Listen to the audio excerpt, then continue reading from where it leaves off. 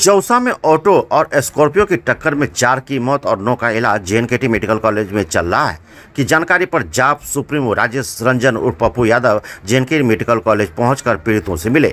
साथ ही परमानंदपुर में गोली से घायल दिलीप मंडल के साथ मेडिकल कॉलेज में कई मरीजों से मुलाकात कर उसका हाल जाना और मेडिकल कॉलेज की व्यवस्था को देख पप्पू यादव बिफरे। विश्व का सबसे आधुनिक मेडिकल कॉलेज का दावा करने वाले जेएनकेटी मेडिकल कॉलेज की व्यवस्था की बखिया उधेड़ कर रख दिया। मेडिकल कॉलेज में गंदगी और चारों तरफ आ रही बदबू पर कहा कि इसका जिम्मेदार एनजीओ है और अधिक निर्भर एनजीओ पर होने के कारण हालत ऐसे बन गए हैं। साथ ही लोगों ने मेडिकल कॉलेज में चिकित्सक की कमी, एनआरआई नहीं हो रहा है और अल्ट्रासाउंड नहीं होने की शिकायत भी की, जिसमें मेडिकल कॉलेज के अधीक्षक मालती कुमार ने बताया कि मेडिकल कॉलेज में साफ सफाई रहती है। प्रत्येक दिन 800 से 900 मरीज ओपीडी में आते हैं तो थोड़ी बहुत गंदगी हो जाती है जिसे साफ किया जाता है। वहीं चिकित्सकों की कमी पर बताया कि अभी थोक में लगभग 70 चिकित्सक आए हैं तो अल्ट्रासाउंड बंद क्यों है के सवाल पर रेडियोलॉजिस्ट नहीं रहने का रोना लग गया। वहीं एमआरआई भी ऑपरेटर के अभाव में नहीं हो रहा है।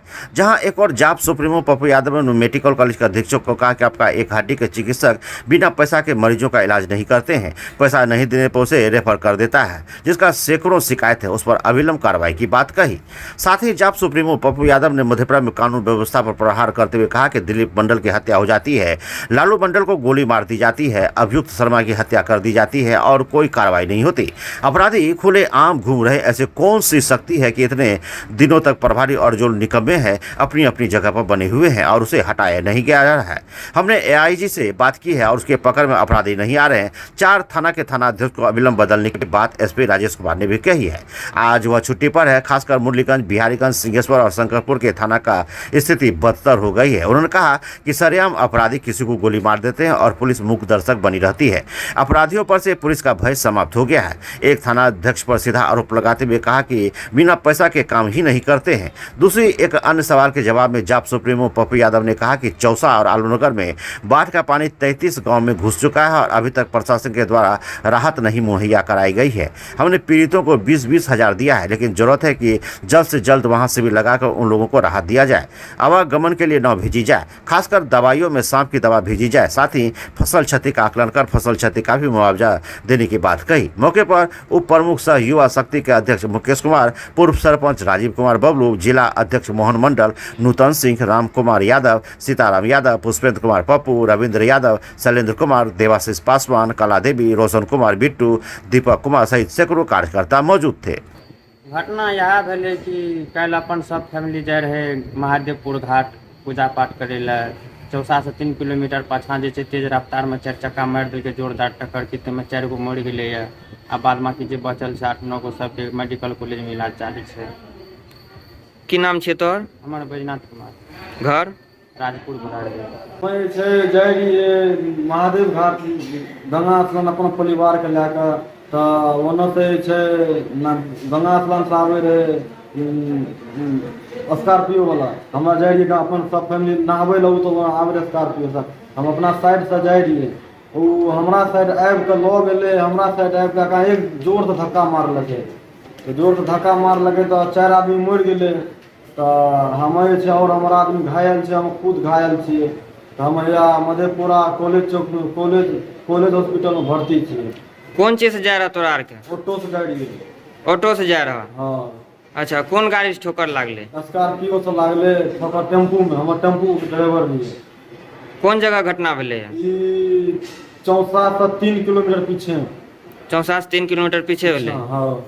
क्या गो लोग के मौत भेलै घटना में? 4 गो लोग के मौत भेलै। 2 गो मरद, 2 गो महिला के, 2 गो बच्चा। एगो बच्चा के एगो बच्चा रहे महिला, एगो बच्चा रहे जना कि लड़की, एगो लड़का। अच्छा, 4 गो के मौत भेलै? 4 गो के मौत भेलै। घायल क्या गो छै? घायल अखनी छै 10 गो। 10 गो घायल छै। 10 गो घायल छै। की नाम छै तोहर? की नाम छै तोहर? हमर जगन्नाथ कुमार। घर भेलै राजपुर। 8 बजे लगता है, 4 बजे 11 बजे यहाँ लगता है।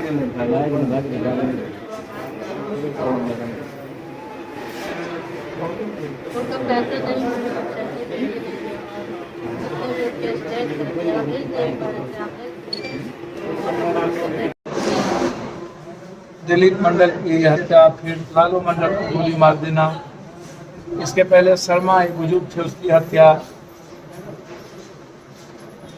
और कोई कार्रवाई नहीं, क्रिमिनल ओपन घूम रहा हो। हमको समझ में नहीं आता है आखिर ऐसी कौन सी ताकत है कि इतने दिनों तक जो प्रभारी या जो लोग निकम्मे हैं वो उसी जगह पर बैठे हैं। फिर वही चंदन अपराधी ने लालू मंडल को मार दिया 5 आदमी के साथ। आखिर ये कौन है, इतनी कितनी ताकत है इसके पास? वो धराता नहीं है, एक्सीडेंट मरता नहीं है।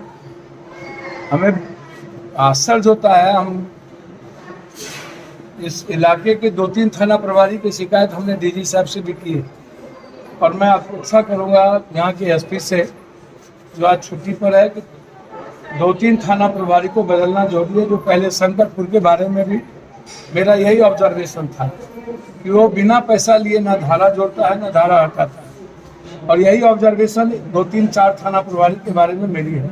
एक मुरलीगंज भी है, बिहारीगंज भी है। इस तरह के और हालात दिनों दिन बदतर होता जा रहा है। दूसरी तरफ जो एक्सीडेंट रोड में हुआ, कल रात हम वहाँ भी गए थे। भपटियाही नदी से निकलने के बाद हालात अच्छे नहीं हैं। सरकार ने जिस तरीके से एक्सीडेंट या आग लगी या पानी, ये आपदा से जुड़े हुए मामले को जितना जटिल कर दिया है कि आम आदमी को इससे बहुत जो मिलना चाहिए बेनिफिट नहीं मिल पा रहा है। सबके सब गरीब थे। कल मैंने सारे परिवार को 20-20 हज़ार रुपया हमने वहाँ पर दे दिया, लेकिन हमको लगा कि यहाँ की स्थिति क्या है। सरकार को अविलंब 4-4 लाख रुपया महादलित परिवार से है, 4-4 लाख रुपया, और जो घायल है उसकी हायर सेंटर में भी जरूरत पड़े ले जाने की तो ले जाना चाहिए। तीसरी चीज़, जो एक बड़ा सेंटर बना, हम इसको हायर सेंटर ही कहते हैं। अब इससे बड़ा हायर सेंटर या तो दरभंगा या तो पटना, लेकिन जो स्थिति है यहाँ की, अल्ट्रासाउंड का नहीं होना, MRI का नहीं होना। एक यहाँ पर हड्डी के डॉक्टर है जो पैसा लिए बगैर सुनते हैं, वो जोड़ता ही नहीं। अब कौन है ये तो मैं नहीं जानता हूँ। मैंने मैडम को कह दिया कि उस पर किसी ने कंप्लेन किया, आप उसको देख लें। एक कंप्लेन नहीं, कई लोगों का ये कंप्लेन है कि या तो यहाँ से वो ट्रांसफ़र कर देते हैं या नहीं तो फिर बेहतर तरीके से पैसा लिए बगैर हड्डी वाले में कोई काम नहीं होता। तीसरी चीज, उसमें पूरा का पूरा प्लांटेशन, समझिए कि एकदम गर्मी और इस समय में ये मौत का कुआं बना। और सोर्सिंग पर आप टोटल काम लेते हैं, और जो सही माने में सरकार को यहाँ पर और सोर्सिंग कंपनी क्या करती है, सरकार को अधिक पैसा दे देती। तो आउट सोर्सिंग ज़्यादा से ज़्यादा कम से कम हो, सरकार को इस पर ध्यान देने की जरूरत। मैं बार बार कहता हूँ, यदि ऐसे सरकारी अस्पताल को आपको आगे बढ़ाना तो आपको जो गलत तरीके से मेडिकल काउंसिल ऑफ इंडिया के रूल के बगैर कोई डॉक्टर नहीं है, कोई पैसा वाला, कोई डॉक्टर का सिर्फ नाम लगा लेना, इससे सही डॉक्टर के सम्मान पर भी चोट पहुँचता है। सबसे पहले जो फर्जी नर्सिंग बोल करके बिना डॉक्टर के बिना चीज़ों के लोग रखे हुए, उसको बंद करना चाहिए। अब मैं इसका डिमांड बार बार करता हूँ कि फर्जी नर्सिंग होम बंद होने की आप बंद करनी ही चाहिए, और ये अपेक्षा हमारी सरकार से है। इसकी पॉलिसी बहुत इम्पोर्टेंट है। यदि आप सदर अस्पताल को या मधेपुरा या सहरसा किसी भी अस्पताल को आप नंबर 1 बनाना चाहते हैं तो फर्जी अस्पतालों को आपको बैन करना है। वो जिस तरीके से लोग लूट रहे हैं, उससे दूसरे सही डॉक्टर भी बदनाम होते चले जाए। जो रियल में लोगों की सेवा करते हैं वो भी बदनाम होते जा रहे हैं। इसलिए मेरा फर्जी नर्सिंग होम और फर्जी डॉक्टर जिसका कोई भी मेडिकल काउंसिल ऑफ इंडिया का रूल नहीं है, कोई फॉलो नहीं है, रजिस्ट्रेशन नहीं है, जो सिविल सर्जन के पास जिसका रजिस्ट्रेशन नहीं है, फॉलोअप नहीं, उसको बंद करना चाहिए। इसीलिए मेरा मानना है कि बहुत अत्यधिक जरूरत है अपराध पर ध्यान देने की, और इस हायर सेंटर को कई गुना क्वालिटी के साथ क्वांटिटी बेस इस पर काम करने। अंतिम बात कि जिस तरीके से चौसा और आलमनगर के लगभग 33 गांव में बाढ़ इंटर है, 33 इंच कर गया लगभग बाढ़, और पंचायत की स्थिति अच्छी नहीं है और वहां पर अभी किसी तरह का राहत नहीं पहुंचा। आखिर क्या कारण है कि चौसा, अभी मैं कल भपटियाई था, उसके पहले किशनपुर थे, अभी मैं नवहट्टा जा रहा हूँ।